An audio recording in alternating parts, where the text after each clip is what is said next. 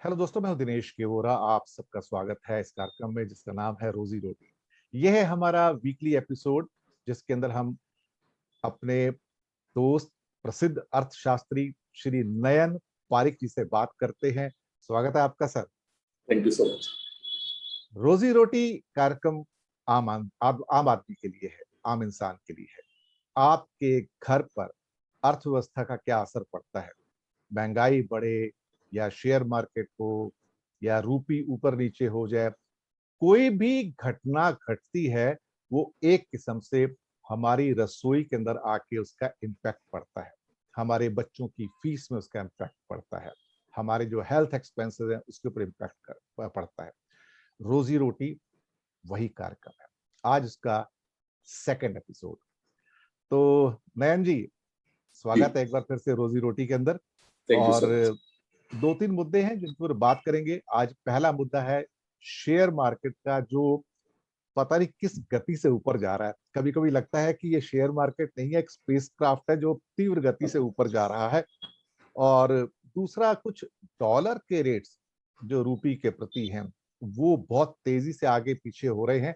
और कहीं ना कहीं ऐसा लगता है कि रुपया कमजोर होता हुआ नजर आ रहा है और उसका असर असर हमारी सारी आम जिंदगी पर पड़ना शुरू हो गया है। एक इशू और है, उसको लास्ट में लेंगे।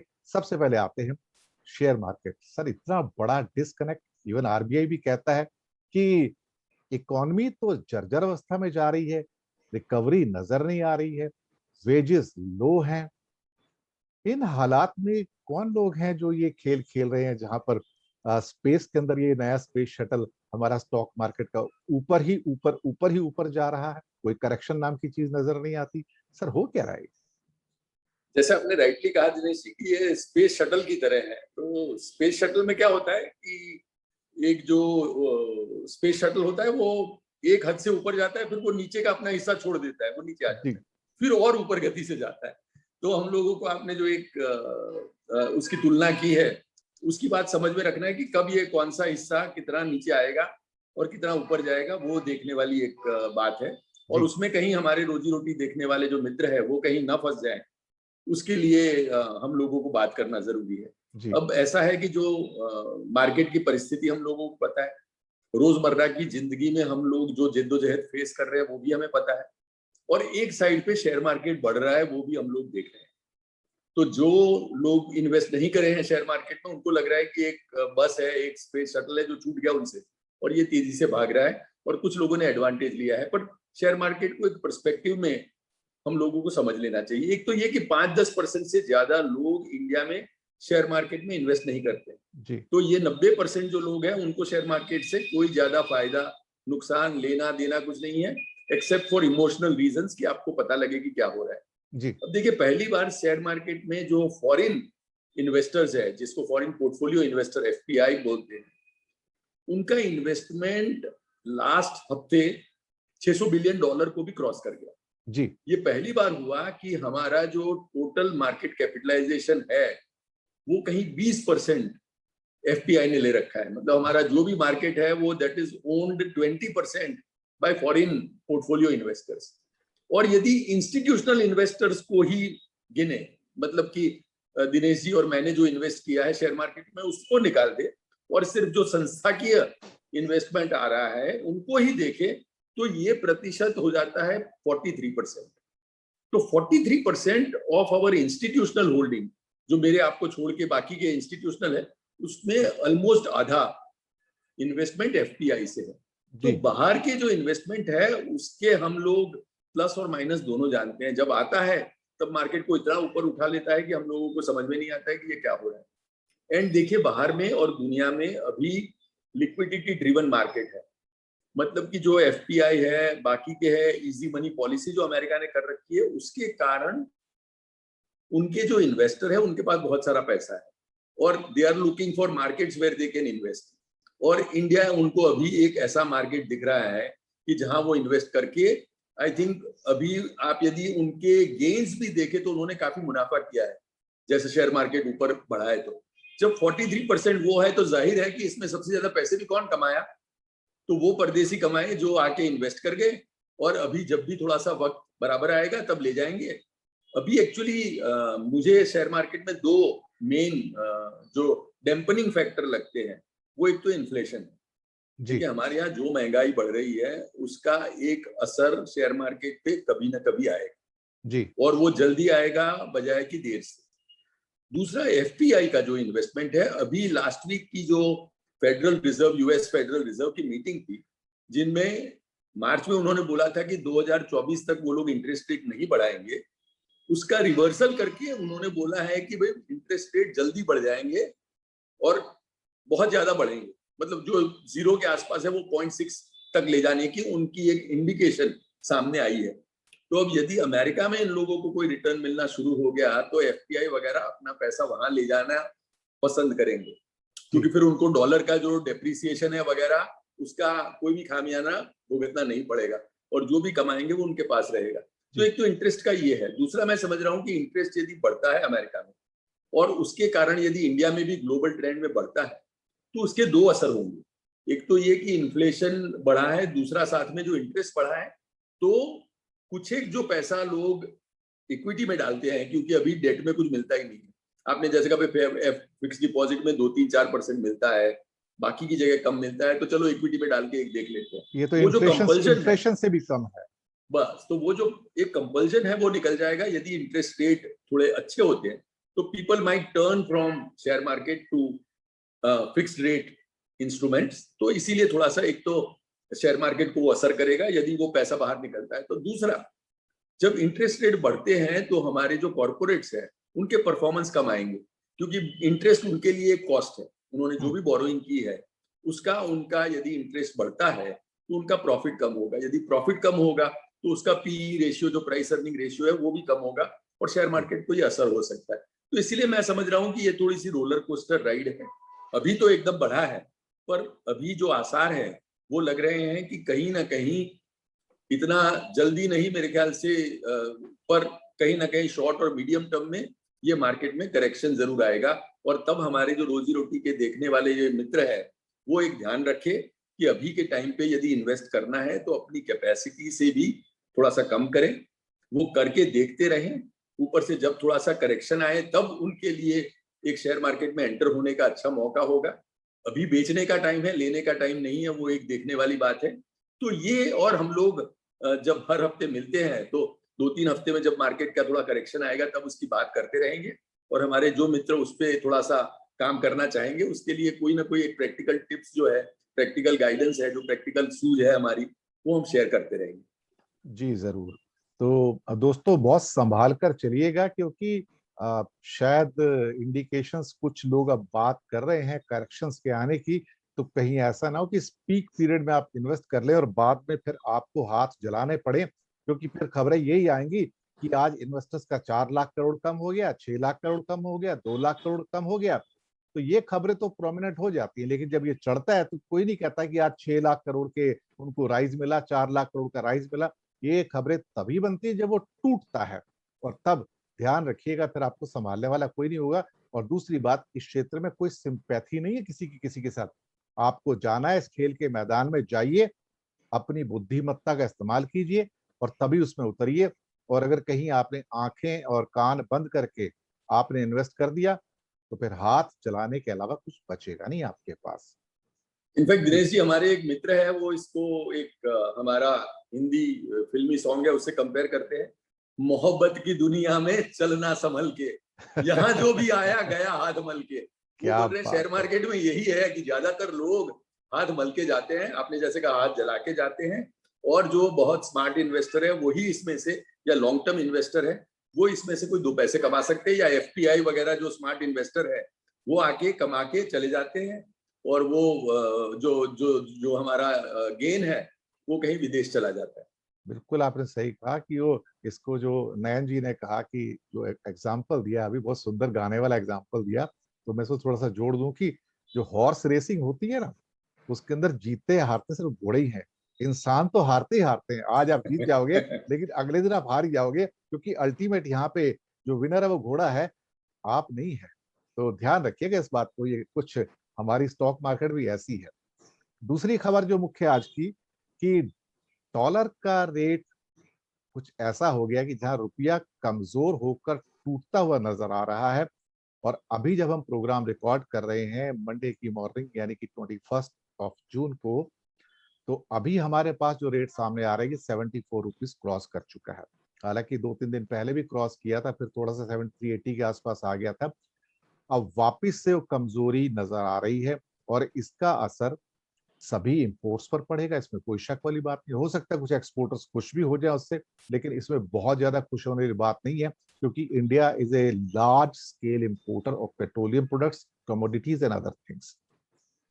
तो आपकी घर की चीजें, चाहे खाद्य तेल हो, चाहे मेटल्स हो, चाहे सुपर स्पेशलिस्ट मेटल्स हो, सेमीकंडक्टर चिप्स हो, या फिर बाकी जो आपके घर में इस्तेमाल होने वाली चीजें हैं, TV, fridge, microwave, even electric fan और मिक्सर, वो भी महंगे हो रहे हैं। वैसे तो खबर आ चुकी है कि 1 जुलाई से महंगे होने जा रहे हैं और ये तीसरी बढ़ोतरी होगी इस साल में।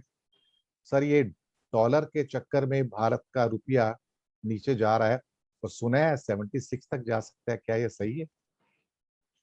मैं समझ रहा हूँ कि जो रिजर्व बैंक ऑफ इंडिया की मंशा है वो ये है कि कहीं 72 से 76 की रेंज में रुपया रहे डॉलर के कंपैरिजन में।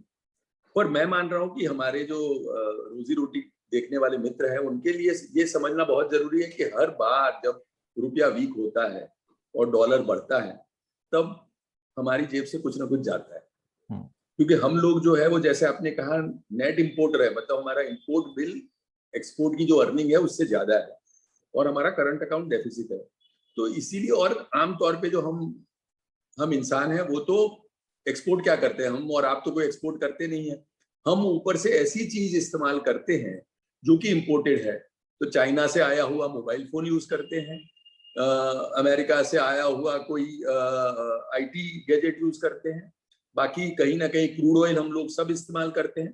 तो ये समझिए कि जब भी डॉलर अभी रुपए के कंपैरिजन में, जैसे आज हम लोग 75 रुपए को क्रॉस कर जाते हैं, तो आप जब फ्यूल डलवाने जाएंगे तब आपकी जेब से कोई 2-5 पैसे ज्यादा ही जाएंगे। अभी 100 रुपया दे रहे हैं तो 100 रुपया के ऊपर जाएगा 5-10 पैसा और।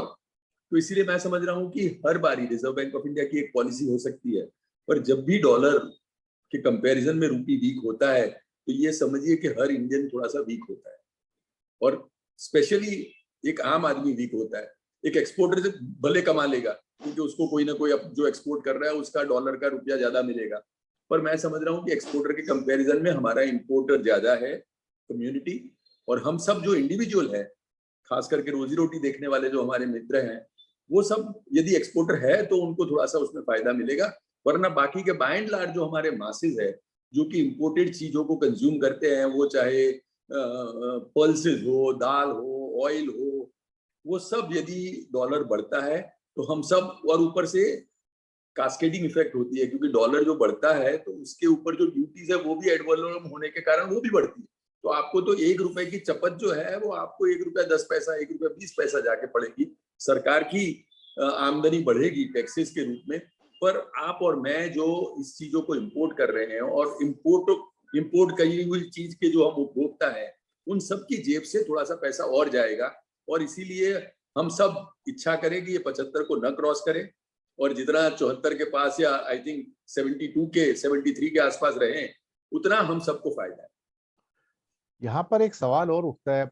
आजकल बहुत सारे टीवी पर कुछ कमेंटेटर्स आते हैं विभिन्न पार्टियों के, वो कहते हैं देखिए भारत कितना मजबूत है, हम करीब करीब $3.25 ट्रिलियन की इकोनॉमी है, $600 बिलियन का हमारा फॉरेन एक्सचेंज का भंडार है। आ, और एक कुछ शब्द ऐसे यूज किए जाते हैं कि जो मैक्रो इकोनॉमिक डेटा है भारत की इकोनॉमी के, वो बड़े साउंड हैं, बड़े मजबूत हैं। यानी कि कहने की कोशिश ये होती है कि हमारी नींव बड़ी मजबूत है और हम आगे की ओर बढ़ रहे हैं। और लॉन्ग टर्म में आप देखिए, अभी लॉन्ग टर्म का किस्सा तो हम कई सालों से सुन रहे हैं। जब 7 साल पहले मोदी सरकार आई थी तब भी कहा गया था कि लॉन्ग टर्म में आपको फायदा होगा। सर, ये कौन सा लॉन्ग टर्म की बात करते हैं? मुझे आज जीना है, मुझे रोटी आज चाहिए, आम आदमी को रोटी आज चाहिए, दाल आज खरीदनी है, आटा आज खरीदना है, चावल आज खरीदना है।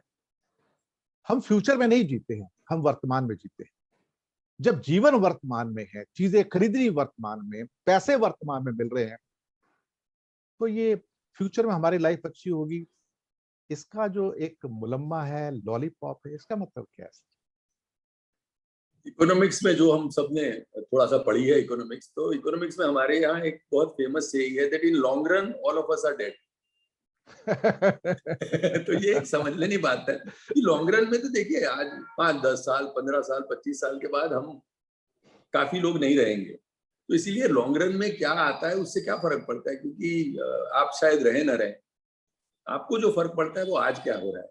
और ये जो आज हो रहा है वो हम लोग यदि नहीं संभालेंगे तो लॉन्ग टर्म जिएंगे कैसे, वहां पहुंचेंगे कैसे जहां की एक रेनबो हमारे सामने है, या शायद हम देख रहे हैं उसको, या कुछ एक लोग देख रहे हैं। वहां तक पहुंचने के लिए भी तो आज जिंदा रहना जरूरी है। तो इसलिए मैं समझ रहा हूँ कि आपकी बात बिल्कुल सही है कि मैक्रो इकोनॉमी अच्छी होना अच्छी बात है। $600 बिलियन के रिजर्व होना बहुत अच्छी बात है। उससे आप यदि डॉलर के रेट मैनेज करके उसको 76 के ऊपर न जाने दे, बहुत अच्छी बात है। आपके पास यदि 12-15 महीने का इंपोर्ट का बिल करने के पैसे हैं, बहुत अच्छी बात है। पर जो हमारे रोजमर्रा के प्रश्न है, जो हमारे आम दर्शक है, जो रोज एक अपनी सिंपल जिंदगी जीते हैं, उनके लिए क्या है? उनके लिए $600 बिलियन में से $1 भी उनकी जेब में जाने वाला है क्या? कोई मीनिंग ही नहीं, मीनिंगलेस। तो इसीलिए उनके लिए तो ये सब आंकड़े हैं, स्टैटिस्टिक्स है, नंबर्स है। शायद अच्छे लगेंगे, पेपर पे पढ़ेंगे, बाकी करेंगे, पर आपको जो जिंदगी जीनी है उसमें वो कैसे काम आएंगे। तो मैं कह रहा हूँ $600 बिलियन है, और यदि रिजर्व बैंक ऑफ इंडिया और भारत सरकार इससे समझती है कि भाई $1 के करीब रुपी जो वीक होता है डॉलर के कंपैरिजन में, उसका क्या पेन एक आम आदमी को है, तो वो एक ऐसी रेंज डिफाइन करेगी जहां की हमारे पेट्रोल डीजल के दाम एक्चुअली कम हो। बढ़ने की तो बात ही छोड़ दीजिए, क्योंकि अभी वो गुंजाइश नहीं है। एक आम आदमी ऑलरेडी एक इतनी जद्दोजहद में है कि उसके लिए $100 के ऊपर 5 पैसा भी देना बहुत ही मुश्किल है। तो इसीलिए यदि फॉरेन एक्सचेंज रिजर्व्स हमारे पास है तो इसका अच्छा उपयोग ये है कि अभी हम डॉलर के कंपैरिजन में रुपये को थोड़ा सा स्ट्रॉन्ग रखें। और जो एक्सपोर्टर है वो फिर भी, क्योंकि एक इंस्टीट्यूशनल एक कंपनी है, वो अपने आप को संभाल सकती है। पर यदि हम अपने जो इतने करोड़ों लोग जो आम आदमी है उनका ध्यान रखें, तो मैं समझ रहा हूं कि इसको 74-73 से नीचे लाके अपना जो क्रूड ऑयल का पैसा है उसका इंपोर्ट बिल में बचाएं। हमारे पास जो जिस आदमी को फ्यूल डलवाने जाना है उसको कोई राहत मिले कि उसको 100 की जगह $90 पे पेट्रोल मिले। हमारे जो दाल और ऑयल कंज्यूम करने वाले जो हर कोई है, आप है, मैं हूँ, सब है, उनके लिए कोई प्राइसेस में कम हो, क्योंकि हमारा रुपी थोड़ा सा स्ट्रांग हुआ है। ये मेरे ख्याल से अच्छे खबर होंगे। तो मैक्रो इकोनॉमिक्स पढ़ने में अच्छी लगती है, मेरे और आपके चर्चा करने में या टीवी पे शो में अच्छा लगता है, पर हम लोग रोजी रोटी के द्वारा तो मेरे ख्याल से एक ऐसे प्रश्न को समझना चाहते हैं जो कि एक आम आदमी के जीवन में है, और उसके जीवन में क्या है उसकी हम लोग बात करें तो ये आंकड़े की जगह वो हर रोज जब ऑयल खरीदता है, जो पल्स खरीदता है, जब पेट्रोल डलवाता है, उसकी जेब से क्या जाता है, उसका महत्व। बिल्कुल बिल्कुल सही कहा। तो दोस्तों, ये जो लॉन्ग रन की बात है ये ऐसे होती है जैसे वो डोंकी के सामने कैरेट लटकता रहता है ना, तो वो आप सोचते हो कि ये कैरेट कितना ऑरेंज है, कितना स्वादिष्ट होगा, तो बस ये सोच के, लेकिन आपको कैरेट मिलती नहीं। मैं आपको बताऊं, वो लॉन्ग रन का जो मुलम्मा है, वो एक जो एक लॉलीपॉप है, वो ऐसे ही रहता है। और दूसरी बात, सरकार की एक और भी थ्योरी है। सरकार समझती है सिर्फ मेरे पास ही पैसे नहीं है, बाकी सबके पास पैसे हैं। जो हमारी जनता है वो धन कुबेर है, और उनके पास इतना पैसा है कि जितना मर्जी टैक्स मार लो उनको तो देना ही पड़ेगा। तो ये भी एक अजीब सी थ्योरी है कि जहां सरकार कहती है सिर्फ मेरे पास पैसे नहीं है, मुझे पैसों की कमी है, लेकिन सरकार ये नहीं कहती कि जो बेचारे नागरिक हैं वो भी तो बड़ी मुश्किल से अपनी रोजी रोटी चलाते हैं, उनके पास भी कहाँ पैसे हैं।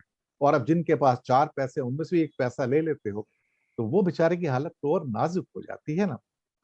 ये बात कुछ ऐसी हुई कि पिछले 1.5 साल के अंदर हर व्यक्ति की इनकम में कमी आई है। 97% लोग जो हैं जिनकी वेजेस कम हुए हैं या स्टैग्नेंट हुए हैं। और एक Tata institute of social sciences की रिपोर्ट कल के हिंदुस्तान टाइम्स में थी, जो जुलाई में रिलीज होने जा रही है, उसके एक्सेप्ट्स कल आ गए हैं, जिसमें बताया गया मुंबई के अंदर पूरा उनका सर्वे किया गया, 26,000 घरों का 97,000 से ज्यादा उन्होंने पुरुष, महिलाओं और बच्चों को उनका इंटरव्यू लिया, और उन्होंने बताया कि उनकी इनकम मुंबई शहर के अंदर 47% डाउन हुई है। उनके पास रेंट देने को पैसे नहीं बचे, बच्चों की फीस के पैसे नहीं बचे, हेल्थ के पैसे नहीं बचे, आउट ऑफ पॉकेट जो एक्सपेंसेस होते हैं हेल्थ के, उसके लिए उनको लोन लेने पड़ गए, सोना बेचना पड़ गया, या कुछ और एसेट थे वो गिरवी रखने पड़ गए। ये रिपोर्ट अपने किस्म की पहली ऐसी रिपोर्ट है Tata institute of social sciences की, जो है तो मुंबई के ऊपर, लेकिन शायद ये ओवरऑल पूरे भारत का प्रतिनिधित्व कर सकती है, क्योंकि ये पहली ऐसी कंपोजिट रिपोर्ट आई है कि गरीबी के हालात कोविड की वजह से कैसे हुए। यहां पर हम एक आखिरी मुद्दे पे आते हैं। मुद्दा यह है कि वेजेस तो हो गए स्टैग्नेंट और बिल्कुल बढ़ नहीं रहे हैं, सिवाय कुछ लोगों की दौलत बढ़ रही है, वो आपको पता है, मैं नाम क्या लूंगा, आप जग जाहिर है। बाकी 97% की या तो वेजेस कम हुए या स्टैग्नेंट है, ज्यादा करके तो कम हुए, स्टैग्नेंट वाले तो बहुत कम है। अब इसी दौरान में इसी स्टैग्नेंट वेजेस के अंदर आपके टैक्स का जो आउटवे वो बढ़ गया है, क्योंकि कस्टम्स ड्यूटी बढ़ी है पीछे काफी, बाकी टैक्सेस बढ़े हैं, पेट्रोल के ऊपर टैक्सेस बढ़े हैं। जो चीज आप 95 रुपए खरीदते थी, आज मुंबई के अंदर मैं 103 104 रुपए का पेट्रोल खरीदता हूँ, तो मेरी जेब से टैक्स ज्यादा जा रहा है, जबकि इनकम मेरी सेम है। अब ये एक दोहरा टॉर्चर है, जहां पे मेरी इनकम तो डाउन हो रही है, लेकिन मेरे से जो टैक्स का आउटगो है वो ज्यादा है। खाद्य तेलों के ऊपर जो ऑलमोस्ट 200 रुपए पर लीटर पे है, 35% की कस्टम्स ड्यूटीज है, और उसके बाद जो जीएसटी वगैरह लगता है, लोकल टैक्सेस, वो अलग से है, मैं आपको बताऊं। तो वहां पे सरकार ने एक ऑर्डर दिया कि हाँ हम कम कर रहे हैं, ऑर्डर ही वापस ले लिया अगले दिन, कि खाद्य तेलों पे जो महंगाई का हमने छूट देनी थी वो वापस ले ली, और ये कहा कि हम कुछ नई स्ट्रेटजी लगाएंगे इसको दामों को कम करने की। तो फिर से दाम वहीं के वहीं आ गए। सर, जब वेजेस कम हो रहे हो, स्टैग्नेंट हो, और हमारे टैक्सेस सरकार ज्यादा वसूल कर रही हो, तो मैं गरीब बनूंगा या अमीर बनूंगा? मैं समझ रहा हूँ कि टैक्सेस का एक बेसिक पर्पस जो है सरकार का है, वो एक रॉबिनहुड की तरह होना चाहिए कि आप जो पैसे वाले लोग हैं उनसे लेके जो नहीं अफोर्डिंग है लोग, उनको वो बांटे। यदि इक्वलाइजेशन आप करते हैं तो बराबर है, पर यदि आप वो पुअर लोगों से पैसे लेते हैं जो कि अफोर्ड नहीं कर पाते, जो ऑलरेडी आपकी आपकी अनुकंपा के लिए पात्र है, मतलब जिनको कुछ आपको मदद करनी चाहिए ऊपर से, तो मैं समझ रहा हूँ कि यदि पैसे वाले लोग अमीर हो रहे हैं तो वहां से कैसे हम लोग कोई ना कोई तरीके से टैक्स रेवेन्यू बढ़ाएं, क्योंकि वहां वो हर्ट नहीं होने वाला है। यदि जो रिचेस्ट हमारे लोग हैं, जो बिलियनर्स हैं, उनसे आप कोई पैसे ले अभी के वक्त में, तो क्या मुश्किल है? आई थिंक उनके पास, वो तो अभी रिच और रिच हो रहे हैं, उनके पास से टैक्सेस ले, उनके पास से चाहे तो आप बॉन्ड्स करके पैसे इकट्ठे करिए, लोन लीजिए, इंटरेस्ट फ्री लोन लीजिए। ये सब चीजें करने का अभी वक्त है कि आप उनसे पैसे लें। और जो गरीब लोग हैं, जिनको जैसे आपने कहा, हमारे यहाँ आपने जो दो बात कही, उसके अलावा तीसरी बात मैं ये जोड़ूंगा कि यदि आप ऑयल तो थोड़ा सा कम भी करें, आप थोड़े से पल्सेस कम भी खाएं, पर जो अभी का सर्वे हुआ है ऑन हेल्थ केयर एक्सपेंडिचर, हमारे यहाँ जो बिहार और यूपी और गरीब देश राज्य है, उसमें जो पर्सनल इम्पैक्ट है हॉस्पिटल बिल का, वो 99% है। यस, मतलब कि आज एक आज गरीब की जो रिपोर्ट है। इंसान है, पूरे देश की बात करें तो अबाउट 2/3 आदमी को खुद बेयर करना पड़ता है, और आउट वो ऑफ ऐसे पॉकेट लोग एक्सपेंस है। जिनके पास पैसे नहीं। अब जो अपनी बीवी या अपने हस्बैंड को देख रही है कोविड में सफर करते हुए, उनके पास कोई चारा है क्या? उनको उनको हॉस्पिटल में ले ही जाना है, उनको ट्रीटमेंट देनी ही है, उसके लिए पैसे बोरो भी करने हैं, और वो पैसे जो है वो उनको रिपे करने का अभी कोई भी प्रावधान नहीं है, उनके पास कोई व्यवस्था नहीं है। पर सिर्फ पैसे न होने के कारण वो अपने डियर वंस को मरने भी नहीं दे सकते। तो हमारे यहाँ जो ओवरऑल 2/3 ऑफ हेल्थ केयर के एक्सपेंसेस है, वो हम पर्सनली बेयर करते हैं। उसको कैसे हम रिवर्स करें कि भाई जो भी हेल्थ केयर के एक्सपेंडिचर है वर्ल्ड ओवर, उसमें सरकार का एक अहम हिस्सा रहता है। चाइना में जैसे 2/3 सरकार देती है, 1/3 आपको बेयर करना होता है। हमारे यहाँ उल्टा है, 2/3 आपको इंडिविजुअली बेयर करना होता है, 1/3 सरकार देती है। पूरे देश में गरीब राज्यों में गरीब लोगों के लिए तो वो और भी मुश्किल है, 90% के ऊपर हो जाता है। मेरे ख्याल से ये व्यवस्था में बदलाव की जरूरत है, और हमारे जो गरीब लोग हैं जिनको और तकलीफ हो रही है, उनको कोई मरहम की जरूरत है, और उनको हम लोग टैक्सेस के बर्डन से अभी कोई तरीके से मुक्ति दे, अभी उनको कोई राहत मिले, तो वो मेरे ख्याल से हमारे सबके लिए एक अच्छे समाज का निर्माण होगा। इसमें एक लास्ट का एक मैं कमेंट करना चाहूंगा before I wind up the show, जी। कि आउट ऑफ पॉकेट एक्सपेंसेस जैसे बिहार का बताया आपने 99% है, आज की रिपोर्ट है, देखा जाए वाइड रिपोर्ट है, काफी बड़ी जी रिपोर्ट है। ये गरीब लोगों की बात हो रही है। सर आयुष्मान भारत का, इस पे मैं पूरा अलग से एक कुछ बात करना चाहूंगा अलग एपिसोड में जाके, कि अगर इतना सब कुछ था तो इस सारे पेंडेमिक के अंदर एक जो पर्टिकुलर योजना, इसका नाम निकल कर नहीं आया, और कहीं कहीं से आया कि हाँ किसी स्टेट में 17 लोगों को दिया, किसी में 20 को, किसी में 135 को, किसी में 140 को। सर आयुष्मान भारत तो 50 करोड़ से ज्यादा लोगों के पास था। Why government has not given the facility under the Ayushman Bharat to people then in pandemic? ये प्रश्न है सर। कोई छोटी सी टिप्पणी आप करना चाहें तो आप कर सकते हैं, ताकि इसके लिए अगले एपिसोड के अंदर हम आएंगे कि आयुष्मान भारत ऐसे मौके के ऊपर क्यों लोग अवेल नहीं कर पाए। आपने बिल्कुल एक ऐसा प्रश्न उठाया है जिसको कि हम सबको गौर करने की जरूरत है कि हम यदि ऐसी स्कीम बनाएंगे जिसका लोगों तक फायदा नहीं पहुंचता है, और यदि ऐसे पेंडेमिक के वक्त पे हम लोगों के लिए ये स्कीम को रेलेवेंट नहीं बना सकते जहाँ की लोग इसका फायदा ले सके, तो हमको स्कीम को बदलने का वक्त आ गया।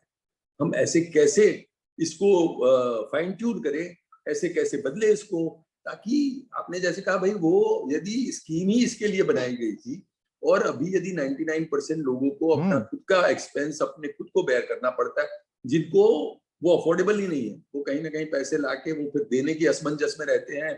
कुछ एक लोग फिर सुसाइड करते हैं, कुछ एक लोग अपना मेंटल डिप्रेशन में चले जाते हैं। ये सब चीजें हम लोगों के लिए एक विकट प्रश्न है, और उसके लिए हम लोगों को अपनी हर स्कीम, अपनी हर योजना को एक ऐसे रूप में ढालने की जरूरत है जहां की ये योजना सिर्फ योजना न रहे, पर हर एक लोगों के लिए ये लाइफलाइन बन जाए, उनके कारण कुछ एक जिंदगियां बचे, और जो बाकी की जिंदगी रही है वो और जीने लायक हो जाए। तब ये योजनाएं सब जो है वो मैं समझ रहा हूँ कि अपने यथार्थ होगी। इतने फैन फेयर से ये योजना शुरू की कि अब हर गरीब को इंश्योरेंस मिलेगी, और उसके बावजूद आउट ऑफ पॉकेट एक्सपेंसेस 99% के आसपास हैं।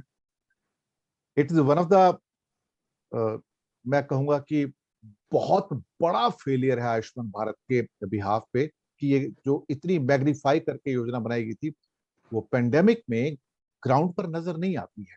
और वो गरीब आदमी जो अपना सोना बेच के, अपने कुछ एसेट बेच के इलाज करवाने गया है, किसी भी राज्य में गया है, तो प्रश्न तो उठेंगे।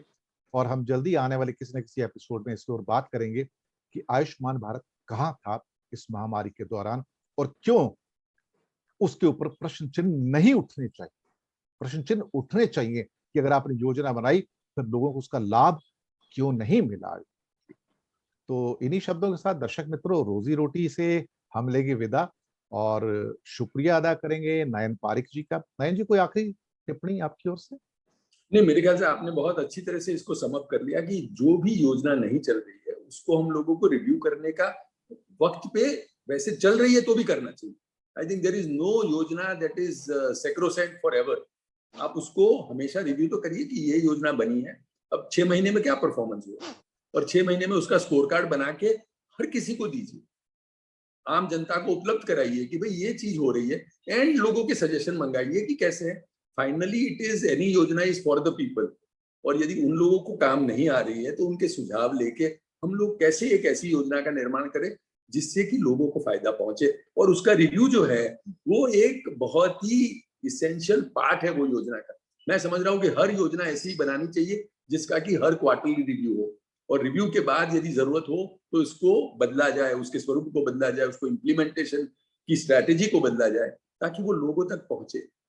तो अब जरूरत है कि आने वाले कुछ महीनों में कई विषयों के ऊपर जहां पे हम फेल हुए हैं वहां व्हाइट पेपर इशू किया जाए, रियल स्टेट ऑफ अफेयर्स को रिवील किया जाए कि भारत में क्या हुआ था, हम कहाँ फेल हुए। कम से कम उससे एक प्रेरणा मिलेगी आगे करेक्शंस क्या करने हैं। अगर ये भी नहीं कर पाते हैं तो फिर शायद कहीं ना कहीं we are carrying the baggage of failure on our back, and it will like just like a monkey on the back, उसको आप उतार नहीं पाएंगे बाद में। तो दर्शक मित्रों, ये था आज का रोजी रोटी, ये आपका सेकंड एपिसोड। आपको कैसा लगा नयन पारिक जी के साथ, जरूर लिख के बताइएगा। भारत के बहुत बड़े अर्थशास्त्री हैं, और उनकी हर बात में वजन होता है, हर बात में एक तथ्य होता है, हर बात में एक प्रेरणा भी होती है जो आपको आगे जाने का रास्ता भी बताती है। तो नयन जी, बहुत बहुत धन्यवाद। अगले हफ्ते फिर थैंक यू से सो मुलाकात मच। होगी सोमवार को आप लोगों के साथ। दर्शक मित्रों, हमें दीजिएगा इजाजत। शुक्रिया आपका हमारे साथ बने रहने।